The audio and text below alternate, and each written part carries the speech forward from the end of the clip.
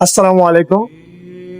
চট্টগ্রাম মহাসড়কে হাইওয়েতে একটি দুর্ঘটনা হয়। ফেনী পার হয়ে লালপোল বাজারটা পার হওয়ার পরে 2-4-5 কিলো একটু সামনে গেলে হাতের ডান পাশে ঢাকা দিকে যাওয়ার পথে একটি দুর্ঘটনা ঘটে, যার কারণে গাড়িগুলো রং সাইড দিয়ে আসা এবং বাম সাইডেও একটু জ্যাম হয়ে যায়। একটু উপরে দেখতে পারবেন যে জামটা অ্যাক্সিডেন্ট হয়েছে, সামনে দেখতে পারবেন।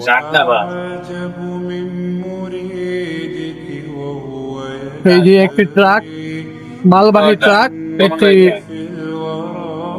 উল্টায় গেছে, ঠিক আছে, বাম পাশে উল্টায় গেছে মালবাহী ট্রাক, এটা উল্টায় গেছে। দুইটা ট্রাক একসাথে, ঠিক আছে। এই যে একটা, ওই যে একটা, রাস্তা পুরো ব্লক, ঠিক আছে। একটু সাবধানতার সাথে সবাই চলাফেরা করবেন। রাস্তায় প্রচন্ড কুয়াশা,